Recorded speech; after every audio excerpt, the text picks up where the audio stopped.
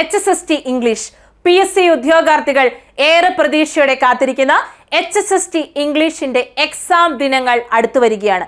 ഈ ദിവസങ്ങളിൽ എങ്ങനെ കൃത്യതയോടുകൂടി കൈകാര്യം ചെയ്താൽ റാങ്കിലേക്ക് എത്താം, എങ്ങനെയാണ് നമ്മുടെ സിലബസിനെ ബുദ്ധിപരമായി നേരിടേണ്ടത്, നമുക്കിന്ന് ഡിസ്കസ് ചെയ്യാം. എല്ലാവർക്കും എൻട്രിയുടെ പുതിയൊരു വീഡിയോയിലേക്ക് സ്വാഗതം. നമ്മൾ ഇന്ന് ഡിസ്കസ് ചെയ്യുന്നു priority study zones.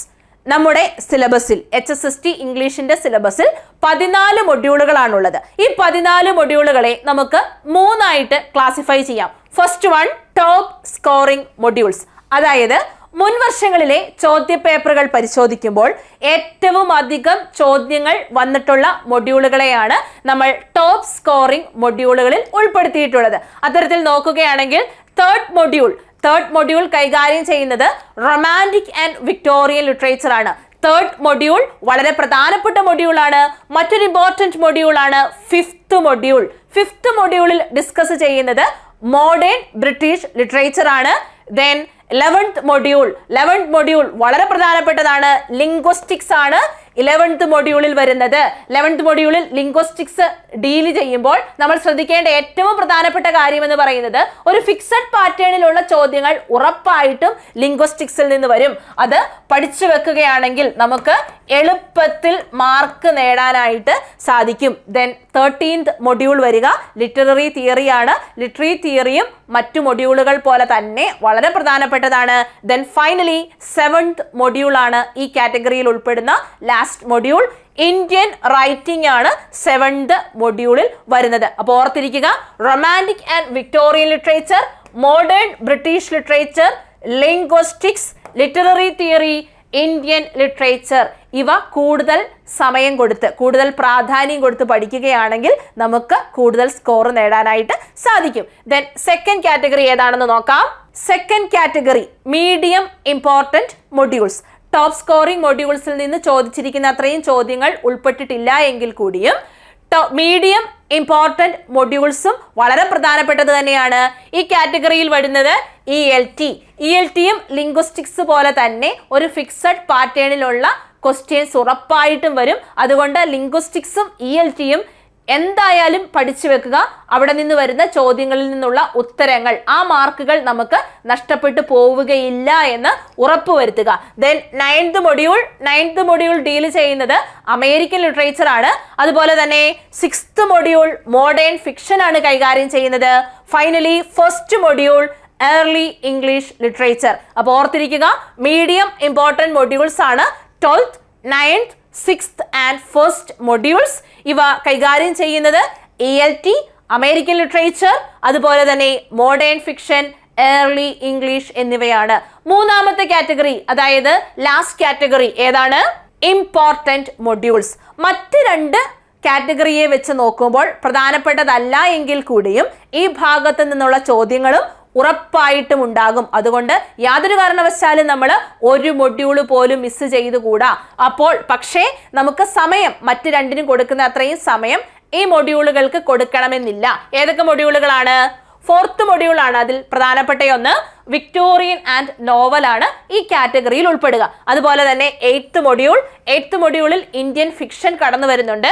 Then 10th module American literature and 14th module cultural സ്റ്റഡീസും ഇമ്പോർട്ടൻ്റ് ആണ്. Then finally second module early literature. അപ്പോൾ മറ്റ് രണ്ട് കാറ്റഗറിയെ വെച്ച് നോക്കുമ്പോൾ അത്ര തന്നെ പ്രാധാന്യമില്ല എങ്കിൽ കൂടിയും Victorian, novel, Indian fiction, American literature, cultural studies, early literature ഇവ കൈകാര്യം ചെയ്യുന്ന 4th, 8th, 10th, 14th and 2nd മൊഡ്യൂളുകളും ഏറെ പ്രധാനപ്പെട്ടതാണ്.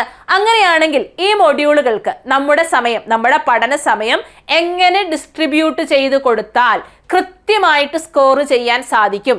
ഏതൊക്കെ രീതിയിലാണ് നമുക്കൊരു ടൈം ഡിസ്ട്രിബ്യൂഷൻ നൽകാവുന്നത്? സോ നോക്കാം.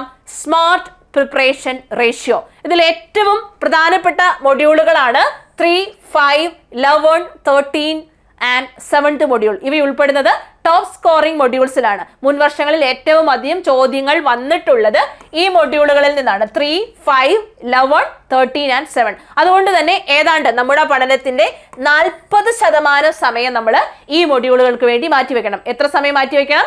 40% മാറ്റിവെക്കണം. Then 25% to modules 12, 9, 6 and 1. Medium കാറ്റഗറിയിലാണ് ഇവ ഉൾപ്പെടുക. 12, 9, 6, 1 ഈ മൊഡ്യൂളുകൾക്ക് വേണ്ടിയിട്ട് നമ്മൾ നമ്മുടെ പഠനത്തിന്റെ 25% മാറ്റിവെക്കണം. Then 20% to modules 4, 8, 10, 14 and 2. 20% സമയമാണ് നമ്മൾ ലീസ്റ്റ് ഇമ്പോർട്ടൻറ്റ് മൊഡ്യൂളുകൾക്ക് വേണ്ടി മാറ്റിവെക്കേണ്ടത്. മറ്റു ഭാഗങ്ങൾ പഠിക്കുന്നതിന് വേണ്ടിയിട്ട് നമുക്ക് 15% സമയം വിനിയോഗിക്കാവുന്നതാണ്. ഇങ്ങനെ നമ്മുടെ സ്റ്റഡി എഫക്റ്റീവായിട്ട് നമ്മുടെ ഹാർഡ് വർക്കും സ്മാർട്ട് വർക്കും ഒന്നിച്ചു കൊണ്ടുപോയാൽ നമുക്ക് തീർച്ചയായിട്ടും റാങ്കിലേക്ക് എത്താൻ സാധിക്കും. അടുത്തത് നമുക്ക് നോക്കാം. ഓരോ മൊഡ്യൂളുകളിൽ നിന്നും എത്ര വീതം ചോദ്യങ്ങൾ, എത്ര മാർക്കിന്റെ ചോദ്യങ്ങൾ വരെ നമുക്ക് പ്രതീക്ഷിക്കാം. ഇപ്പം ഇതൊക്കെ ഇമ്പോർട്ടൻ്റ് ആണ്. ഈ സ്കോറിനെ ബേസ് ചെയ്ത് ഇപ്പം നിങ്ങൾക്ക് കൂടുതൽ സ്കോർ ചെയ്യാൻ സാധിക്കുന്ന മൊഡ്യൂളുകൾ ഏതൊക്കെയാണ് എന്ന് മനസ്സിലാക്കി വേണം നിങ്ങൾ ആദ്യം മൊഡ്യൂളുകൾ കംപ്ലീറ്റ് ചെയ്യാനായിട്ട്. കൂടുതൽ സ്കോർ കിട്ടുന്ന മൊഡ്യൂളുകൾ വേണം ആദ്യം നിങ്ങൾ കംപ്ലീറ്റ് ചെയ്യാനായിട്ട്. അങ്ങനെയാണെങ്കിൽ ഫസ്റ്റ് മൊഡ്യൂളിൽ നിന്ന് 6 to 8 മാർക്കിന്റെ ക്വസ്റ്റ്യൻസ് നമുക്ക് പ്രതീക്ഷിക്കാം. 6 മുതൽ 8 വരെ മാർക്കിന്റെ ചോദ്യങ്ങൾ ഒന്നാമത്തെ മൊഡ്യൂളിൽ നിന്ന് നമുക്ക് പ്രതീക്ഷിക്കാം. സെക്കൻഡ് മൊഡ്യൂളിൽ ഏതാണ്ട് 3 അല്ലെങ്കിൽ 4 മാർക്കിന്റെ ചോദ്യം, 3 മാർക്കിന്റെയോ 4 മാർക്കിന്റെയോ ചോദ്യങ്ങൾ നമുക്ക് സെക്കൻഡ് മൊഡ്യൂളിൽ നിന്ന് പ്രതീക്ഷിക്കാവുന്നതാണ്.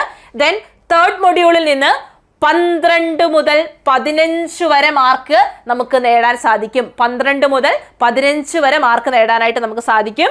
ദെൻ ഫോർത്ത് മൊഡ്യൂൾ വരിക 4 to 5 വെയിറ്റേജ് ആയിട്ടായിരിക്കും. 4 അല്ലെങ്കിൽ 5 ചോദ്യങ്ങളെങ്കിലും ഫോർത്ത് മൊഡ്യൂളിൽ നിന്ന് ഉറപ്പായിട്ടും കാണും. ദെൻ ഫിഫ്ത്ത് മൊഡ്യൂളിൽ 12 മുതൽ 14 വരെ ചോദ്യങ്ങൾ അല്ലെങ്കിൽ 12 മുതൽ 14 വരെ വെയിറ്റേജ് ഉണ്ടാവും. അതുകൊണ്ട് വളരെ ഇമ്പോർട്ടൻ്റ് ആണ് ഫിഫ്ത്ത് മൊഡ്യൂൾ. തേർഡ് മൊഡ്യൂളും ഫിഫ്ത്ത് മൊഡ്യൂളും ഒക്കെ വളരെ പ്രധാനപ്പെട്ടതാണ്. ദെൻ സിക്സ്ത് മൊഡ്യൂളിൽ നിന്ന് 4 മുതൽ 6 വരെ സ്കോർ നമുക്ക് നേടാനായിട്ട് സാധിക്കും. 4 to 6. ദെൻ സെവൻത് മൊഡ്യൂളിൽ നിന്ന് 10 മുതൽ 12 വരെ സ്കോർ നമുക്ക് നേടാനായിട്ട് സാധിക്കും. 10 to 12. അപ്പോൾ നോക്കിക്കേ, third module, fifth module, seventh module ഇവയൊക്കെ വളരെ പ്രധാനപ്പെട്ടതാണ്. ദെൻ എയ്ത്ത് മൊഡ്യൂളിൽ നിന്നും 3 അല്ലെങ്കിൽ 4 ചോദ്യങ്ങൾ വരെ നമുക്ക് പ്രതീക്ഷിക്കാവുന്നതാണ്. 9th മൊഡ്യൂളിൽ നിന്ന് 7 to 9 7 മുതൽ 9 വരെ സ്കോർ നമുക്ക് നേടാനായിട്ട് സാധിക്കും. ദെൻ 10th മൊഡ്യൂളിൽ നിന്ന് 3 അല്ലെങ്കിൽ 4 മാർക്കിന്റെ വരെ ചോദ്യങ്ങൾ നമുക്ക് പ്രതീക്ഷിക്കാവുന്നതാണ്. ദെൻ 11th മൊഡ്യൂൾ നമുക്കറിയാം ലിംഗ്വിസ്റ്റിക്സ് അല്ലേ. ലിംഗ്വിസ്റ്റിക്സിൽ നിന്ന് 12 മുതൽ 15 വരെ മാർക്കിന്റെ ചോദ്യങ്ങൾ നമുക്ക് എക്സ്പെക്ട് ചെയ്യാവുന്നതാണ്.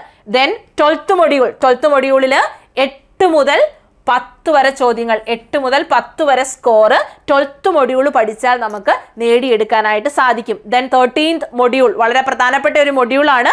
13ാമത്തെ മൊഡ്യൂള് 10 മുതൽ 12 വരെ സ്കോർ നമുക്ക് നേടിയെടുക്കാനായിട്ട് സാധിക്കും. ദെൻ ഫൈനലി 14th മൊഡ്യൂളിൽ നിന്ന് 3 മുതൽ 5 വരെ സ്കോർ നേടാനായിട്ട് നമുക്ക് സാധിക്കും. അപ്പം നിങ്ങൾ ശ്രദ്ധിക്കേണ്ട ഒരു കാര്യമുണ്ട്, നമ്മൾ ആദ്യം പഠിച്ചു തുടങ്ങേണ്ടത് ടോപ്പ് പ്രയോറിറ്റിയിലുള്ള മൊഡ്യൂളുകളാണ്. അപ്പോൾ ഓരോ പ്രയോറിറ്റിയെ ബേസിസ് ചെയ്തുകൊണ്ട് പ്രയോറിറ്റി സോൺ ഡിവൈഡ് ചെയ്ത് നമ്മുടെ പഠനം മുൻപോട്ട് കൊണ്ടുപോവുക. ആദ്യം ഏറ്റവും അധികം ഇമ്പോർട്ടൻ്റ് ആയിട്ടുള്ളത് പഠിക്കുന്നു, then most important modules deal ചെയ്ത് പോകുന്നു. ഓരോ മൊഡ്യൂളിൽ നിന്ന് നിങ്ങൾക്ക് ഇത്രയധികം ക്വസ്റ്റ്യൻസ് അല്ലെങ്കിൽ ഇത്രയധികം സ്കോർ നേടാൻ സാധിക്കുമെന്നുണ്ടെങ്കിൽ ഉറപ്പായിട്ടും നിങ്ങൾക്ക് HSSTയുടെ റാങ്ക് ലിസ്റ്റിൽ ഇടം നേടാനായിട്ട് സാധിക്കും. അപ്പോൾ മറ്റൊരു വീഡിയോയുമായി വീണ്ടും കാണാം. താങ്ക്